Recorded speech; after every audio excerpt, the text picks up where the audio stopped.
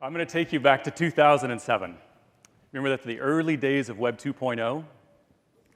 That was when we were first learning how to tweet, and Facebook had opened outside of university, and anybody in the world could now sign up. Well, back in London, I was hired as LinkedIn's first employee outside of the US.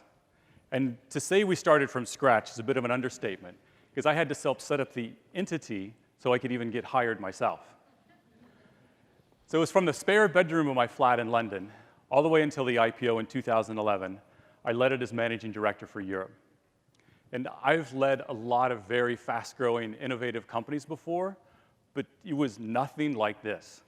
I mean, it was fast, it was explosive, and we all know that LinkedIn, it's really been transformational to the web. Well, during this, we were in hypergrowth, and hypergrowth is growing at 100% year over year. And we were really successful. And partway through the years, sometimes we'd raise our targets by 25% or more. I mean, we were just absolutely crushing it. And through all of this time, guess what was always present? It was doubt. I mean, how are we going to hire 100 people and double the size of the team? But there was also, can I? Can I do this? Am I the right person? It was throughout the whole team, and it was within me as well. And this experience, it really inspired me. It inspired me to look very deeply at doubt. And so after I left LinkedIn, I did this big exploration. And I talked to other CEOs about how it affected them and their companies. I talked to other experts, scientists, researchers, psychologists, and I took a long look at my own research, or my own career as a leader. And I discovered several things. One is, if you want a truly transformational culture that drives innovation, you need a different kind of leadership. One that's open to doubt. One that combines the head and the heart, the operator and the person.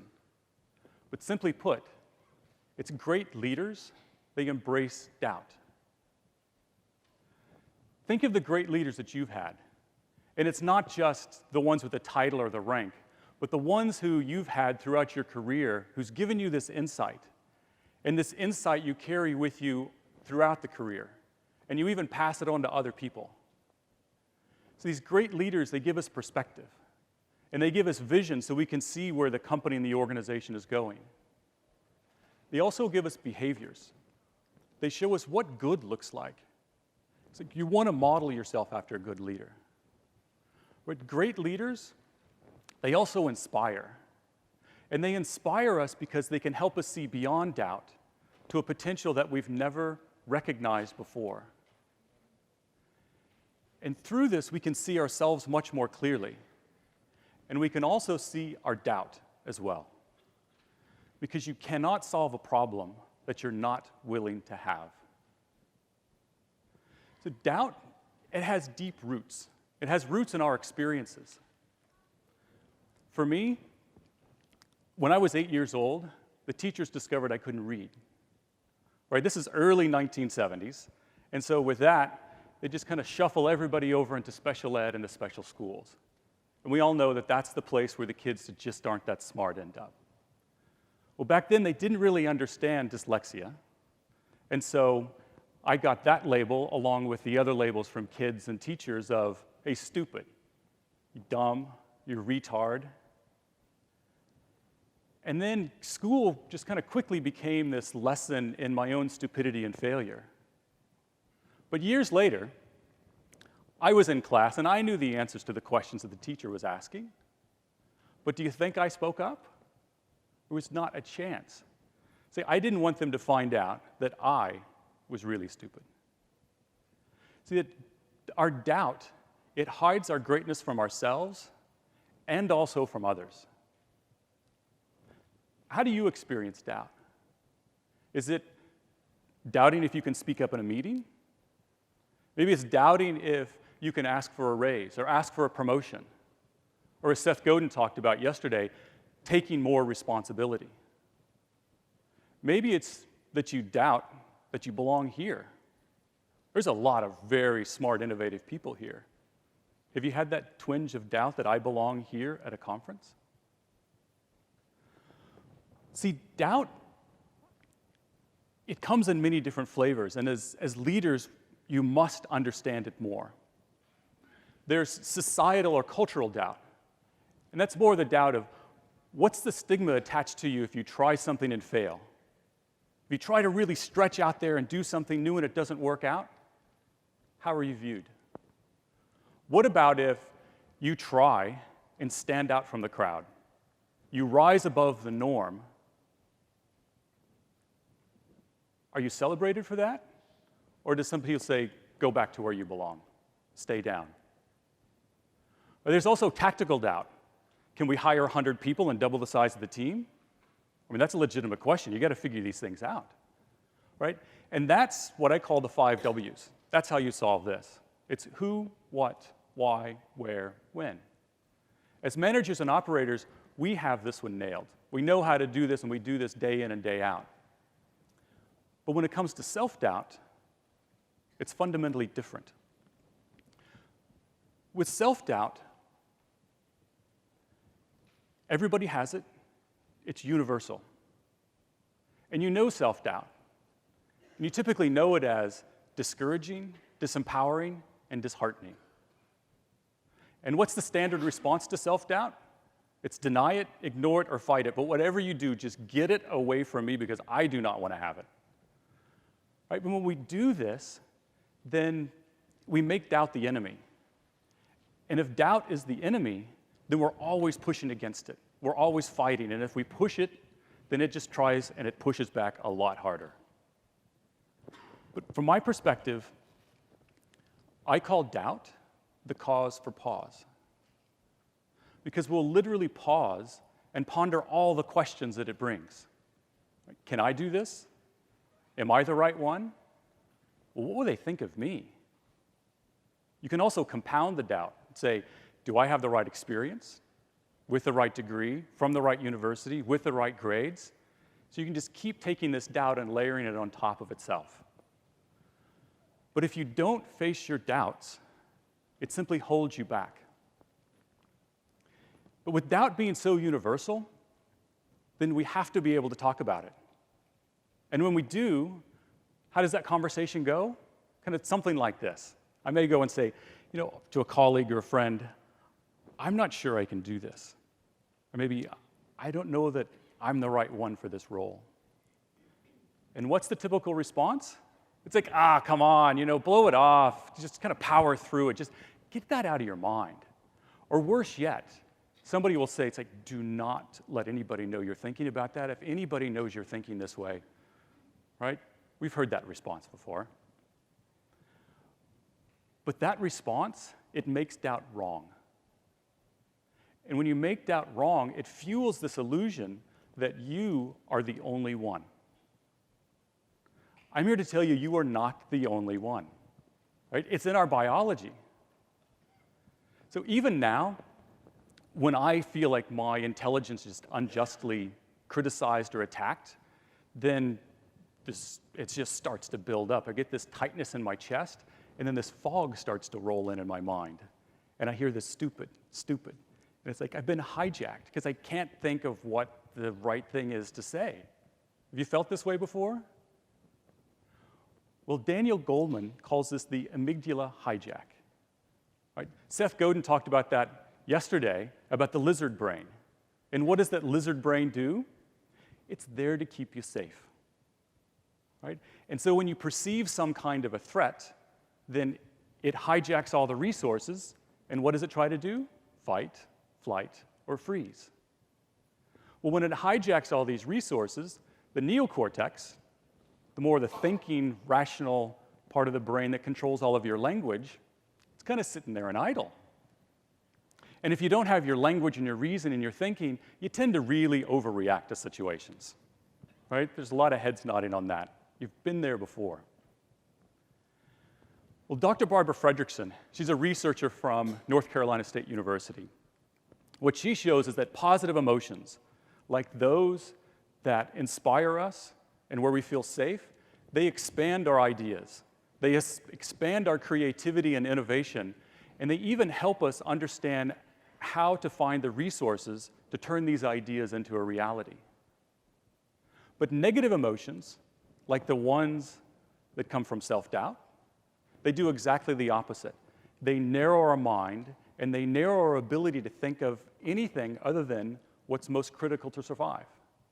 Fight, flight, freeze. It's the hijack. If we don't face these emotions and this self-doubt, they become more deeply internalized. I'll tell you a story. When I was 15 years old, my track coach, Coach Simmons, he had me run varsity track. I was a sophomore. And for those who know varsity, that's for the juniors and seniors, the 17 and 18-year-olds. Well, I had made it into the finals of the 400 meters, and I had run my personal best that day in order to make it there. And as I'm getting ready to run, I'm down in the blocks, and I'm focused. And when the gun goes off, I'm running as fast as I can. And with 100 meters to go, I see Mark. He's a senior from my school. He's the guy who's going to break the school record. Well, I knew he had a really strong sprint to the finish because we trained together every day, and all I had to do was hang on and not finish too far behind. And as I crossed the finish line, I looked at the clock, and it was another personal best. I mean, this is 2 personal bests in the same day. And so I went running into the infield to talk to Coach Simmons every time we meet there. And as I ran up to him to give him this big high five, he says to me, "You quit." That's right. He actually says to me, "You quit." And I'm kind of like, "Coach, high five. It's 2 personal bests here." And he tells me, he's like, "I saw you with 100 meters to go, and you were ahead of Mark. But you doubted yourself, and you didn't believe. And so inside, you quit." At this point, I'm kind of hanging there with the high five. You know that feeling? It's like, whoa, this is not going to go the same way I'm thinking. He told me, he said, "You are a far better runner than you realize, but you have to believe." And then he asked me, he said, "What do you believe is your potential?" A question like that to me? All there was is just questions. It was doubt. Can I? Can I do any of this? But he told me, he said, "You have to first believe in yourself before you can even see the potential in yourself." And then things started making a lot more sense. Because for me, the doubt, it was so internalized, it was just normal. Finishing not too far behind, it was normal. He told me, though, he said, "I see you and I believe in you." And those words completely changed things for me. Because for somebody to actually say, "I believe in you," after all of these times of retard, stupid, dumb, that really changed things. And he taught me something. And he taught me that I have a choice. And that believing in myself, you believing in yourself, it's a choice. And it's not until you make that choice and realize that doubt is present and holding you back can you see your own potential. For me, that moment really changed things. And so from that time on the track at 15, then I started adopting this new phrase of, instead of "can I," it was "I can." And it was a series of small successes, one after the other, stumbling, falling down, sometimes really hard, that really led me here today, talking to all of you. And as I've reflected on that moment, probably thousands of times, I thought of some other things about this as well. And there's a leadership opportunity. Because I see doubt as a leadership opportunity. Because my personal best wasn't my potential. It was simply the limits of what I could see. It took a leader, somebody like Coach Simmons, to tell me, "I see your potential. And let me introduce you to it." See, as leaders, it's your opportunity to be able to see the doubt in others and introduce them. Because what does a great leader do? A great leader helps us see beyond doubt to a potential that we've never recognized before. There's also a coaching opportunity in this. I said, after I left LinkedIn, I started doing executive coaching for CEOs of high-growth companies and their teams. And so I've seen a lot of fast-growing companies. And there was something that was always present there as well. It was doubt. But it really led me to believe something else, which was doubt is also a sign of your growth. So what is growth and innovation? It's that step into the unknown. And when we step into the unknown, what does the lizard brain do? It's like, whoa, who do you think you are? Can you really do this? Right? It tries to hold us back and keep us safe. Self-doubt, it's a reaction. And that's why I call self-doubt more of a sign of your own growth. Because when you step out, it's going to be there. But doubt, it gives you this pause. And in this pause, instead of miring and stopping to contemplate all those questions, then you can step through and look and revisit and refine and then recommit to the vision that you have. And it's not just recommitting to the vision, it's recommitting to yourself and your own belief.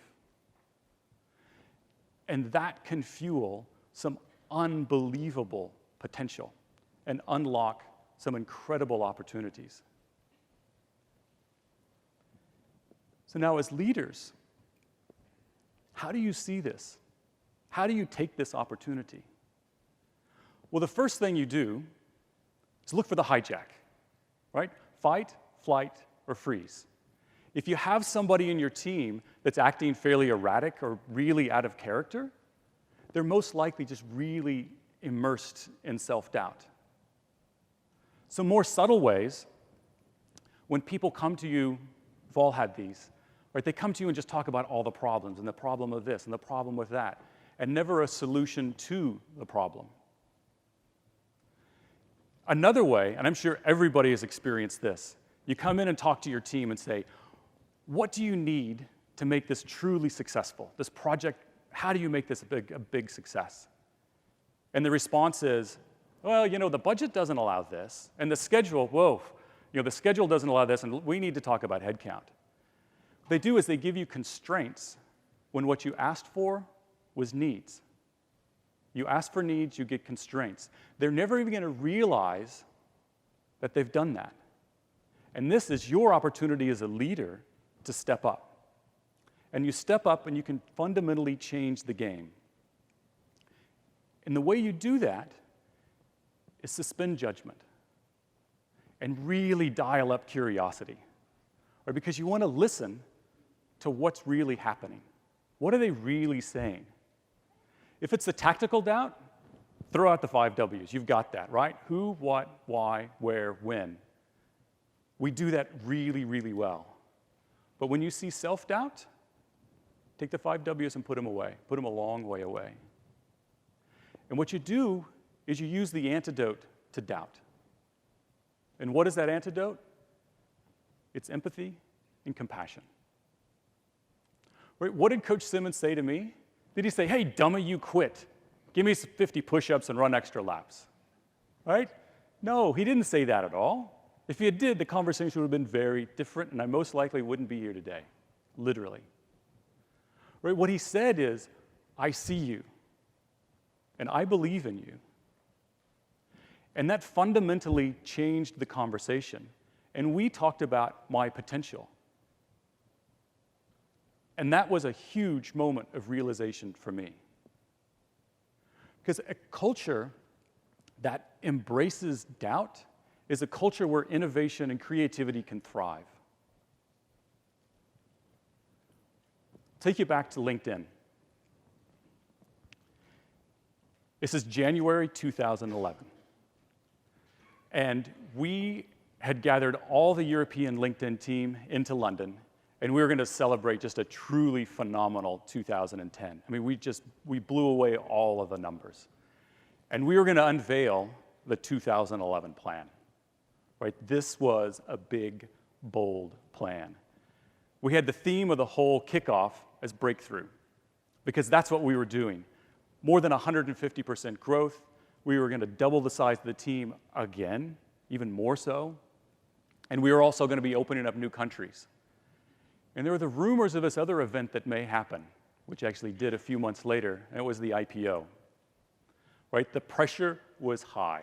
The numbers were like a massive mountain. And nobody misses the numbers when you're getting ready for an IPO, right?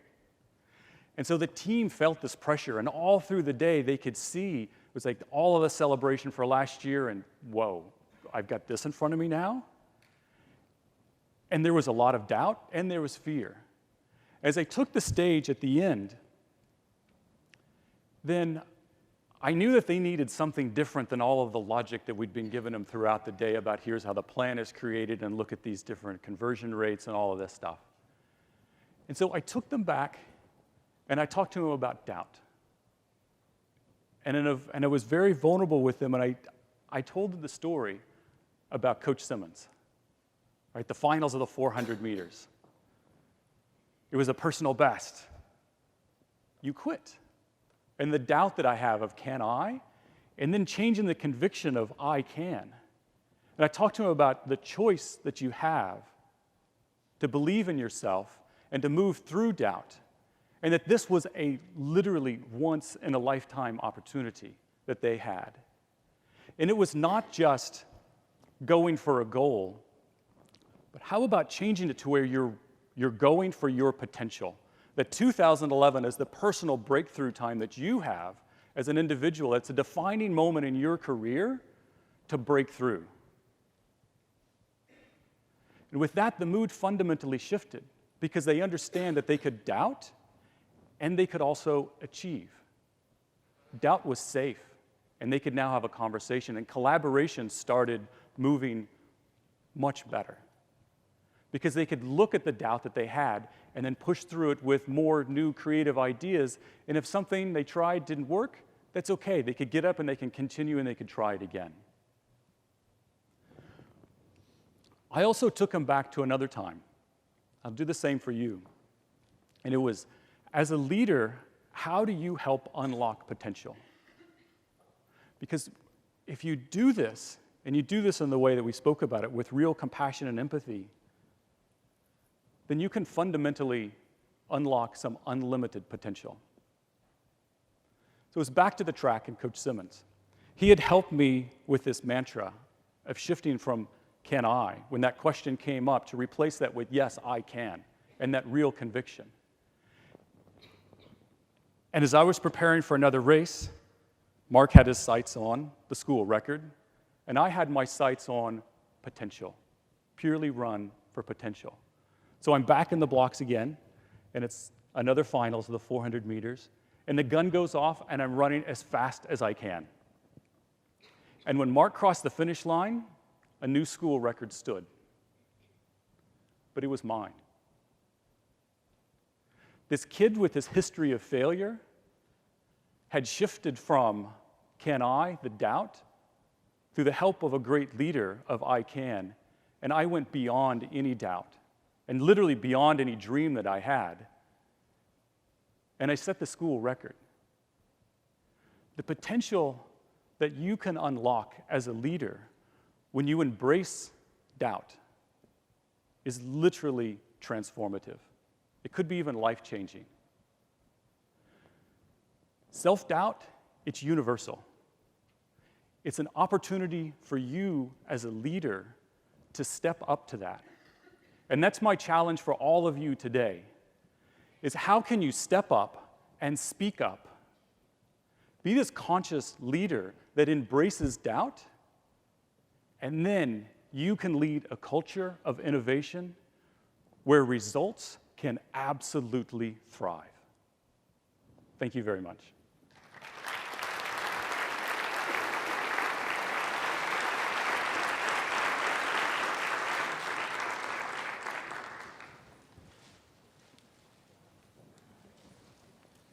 Yeah, we'll take questions as well if anybody wants to talk about LinkedIn, doubt, any of the different pieces.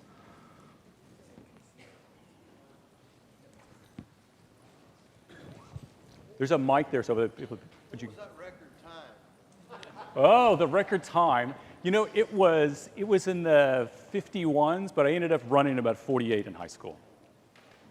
few years later. I went to go into the University of Texas in San Antonio on a track scholarship. So. As a CEO, oftentimes if you have doubt and you don't want to express it to your team because you don't want to freak them out, and you just constantly have this, I don't know, at least sometimes I do, this internal dialogue of, if I express this, this will scare them and I have to have all the answers. I mean, just what are your thoughts on that and internally handling that and what's appropriate to share, not share? Yeah. I think, for one, it's a great question of, how much do I share? But what I found is that if you're grounded in yourself and you share, then it fundamentally changes the atmosphere. And if you continually share every single day, it's like, wow, I'm really doubting we're going to make it. I'm doubting we're going to make it. You can scare people. But when you're open, and Brene Brown spoke about this morning. I had an opportunity to speak to her afterwards as well about this. And said, as a leader, if you can show vulnerability and the doubt is present and it's safe, then it allows other people to just relax as well and to realize that.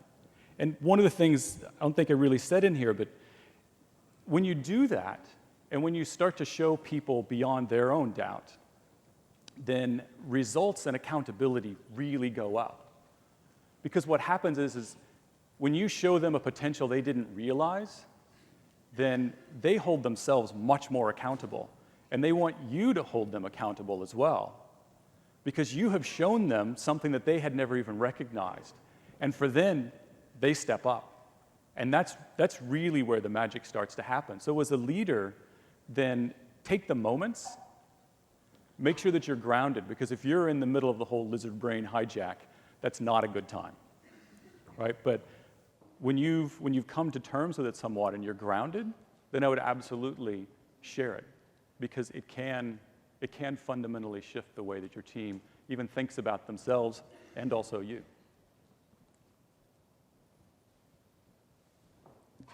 As somebody who's coached CEOs and leadership teams at growing corporations and keeping doubt in mind as well, what do you think about an open company, including open books? And the reason that I'm asking the question is because my company has a great culture, and we're virtual completely. My salary happens, I don't think anyone in the room knows me, so I think I could say it. My salary happens to be about 3 times higher than the salary that a lot of the employees are striving for. And so it scares me, but I'd love to be able to do it. About publishing your own salary? Open books would include my salary. Just open books. I think there's very much a culture that you need to decide what the culture is. At LinkedIn, we let all the employees know, not necessarily salary information, but where we were, how much cash did we have, what was our revenue, how much money were we losing. And we would say very openly, we trust you. Right? We trust you with this information. We never had leaks around that. And for you, I know there's other companies that do this as well. Ben & Jerry's is really famous with that. They pegged their salary as a multiple of what the lowest paid person was. So I think it's very much up to you about the culture that you want to have. And then you're open to a conversation about what value do you bring? And I tell you, that can bring up a lot of, more of internal emotion with you. But if you're comfortable with that, I would say go for it.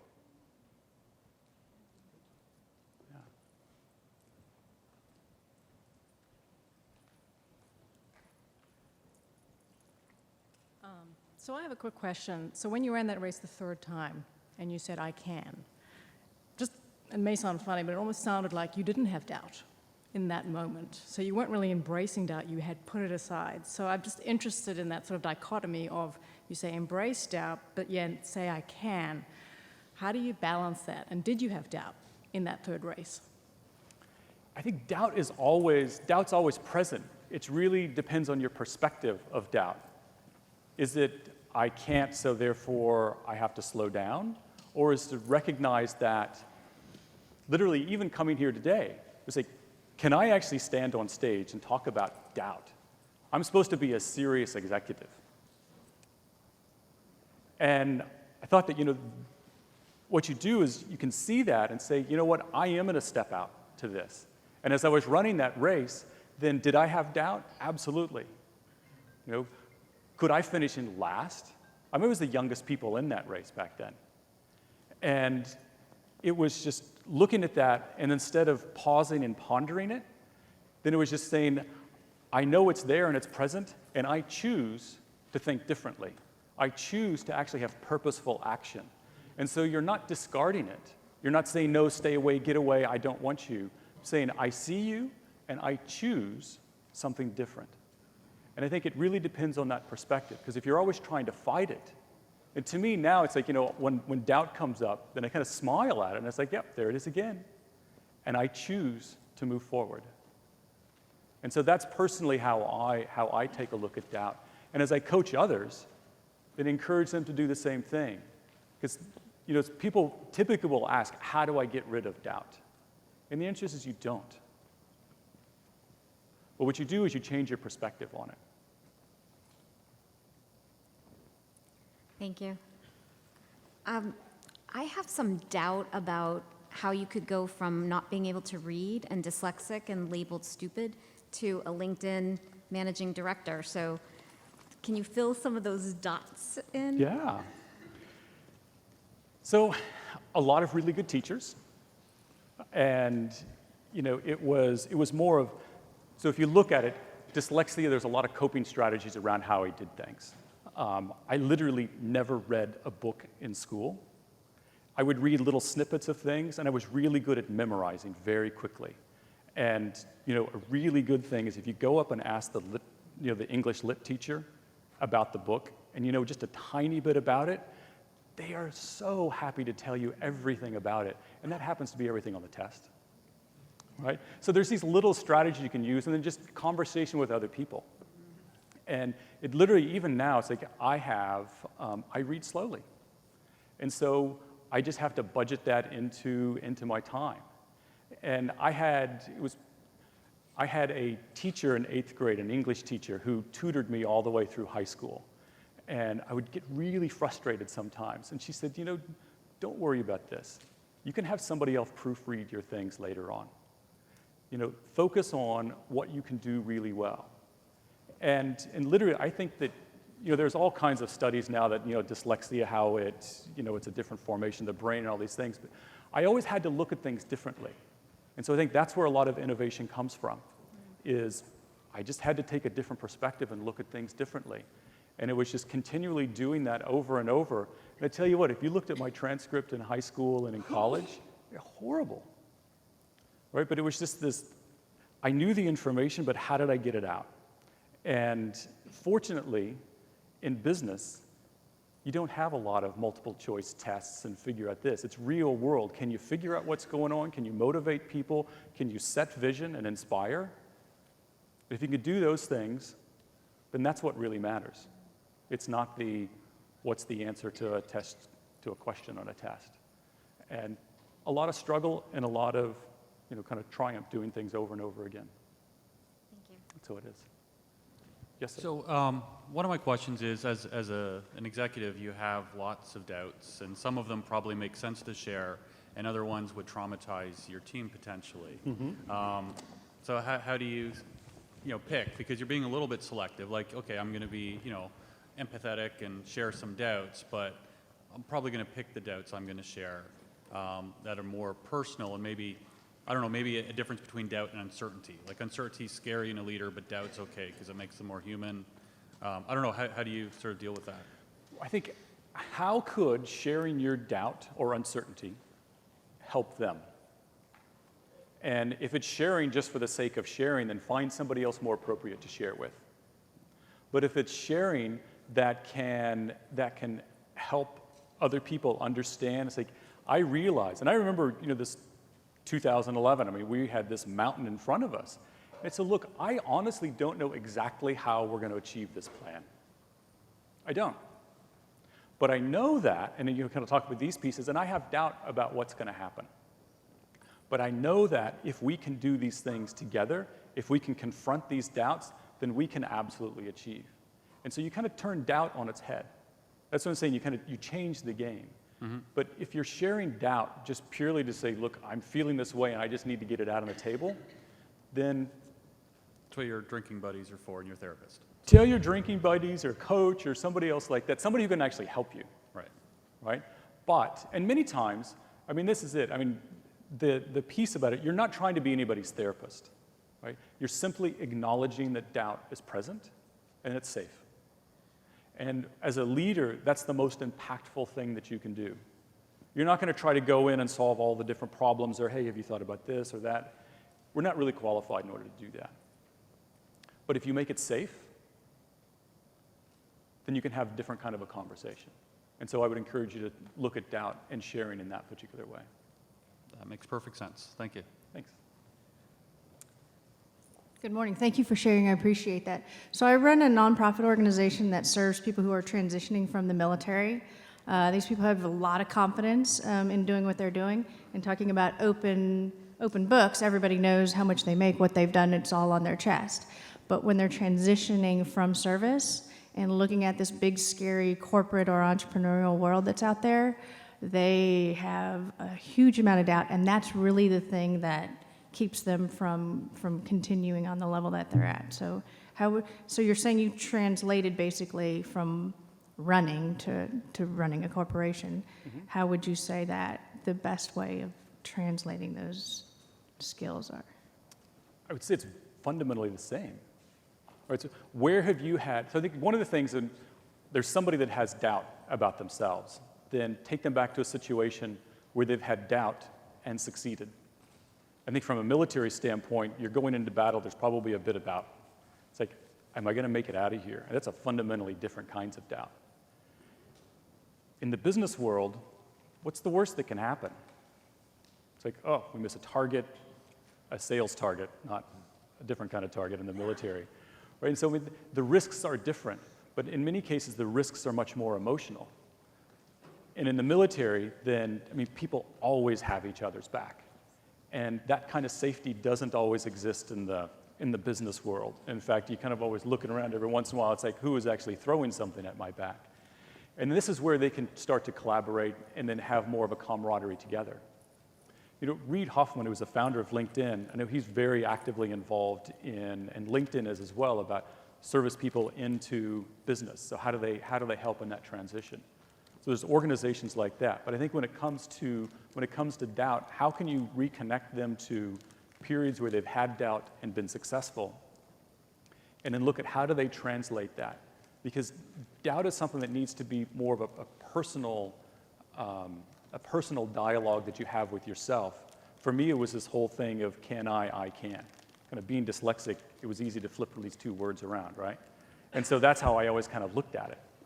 And so I think, you know, when you're speaking to others in the military, help them find a way that they can bridge something that's very natural for them into here is the business world. And they're going to stumble and fall. And that's the reality of it. But then how do you get back up and then continue to persist? And in the military, the resilience that they teach and really ingrain is huge. And just how can they translate that and then help them with that translation? But it's something small like can I can, that where you can immediately, when it kicks in, you just play something else back. That's what I would say. Hi, thanks. So you talked about as a leader, being a good leader, you're showing empathy and when someone's acting erratically, you're kind of addressing that doubt that they're probably facing. Did you find a way as a leader to be proactive about it rather than reactive?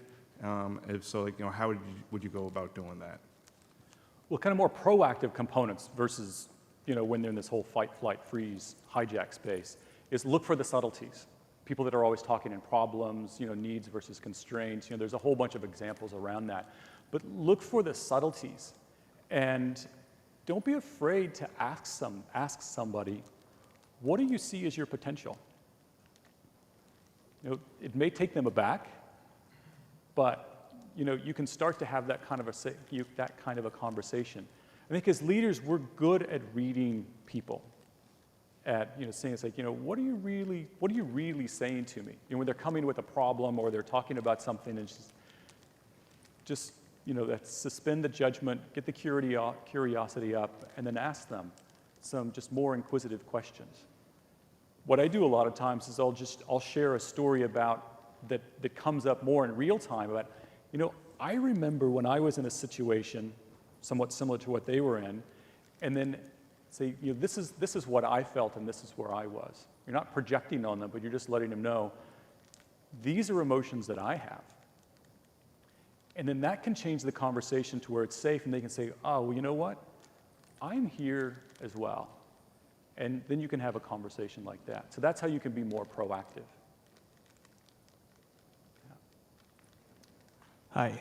How do you discern being realistic and doubting? Well,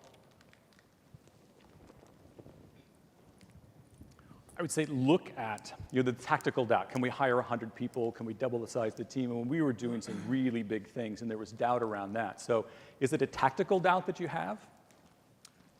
This is just a general question. No, I'm just saying. So I'm just rhetorical, more asking yourself, Is this a tactical doubt that I have in this? And do I understand that, so when we were putting up these big, massive objectives, then we had a whole plan around it.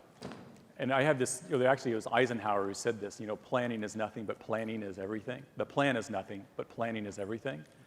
And can you figure out, have you planned through things? Is this, okay, I'm at $10 million here, and by the end of the year I want to be at $100 million, and somewhere in between, ta-da, you're probably not very realistic.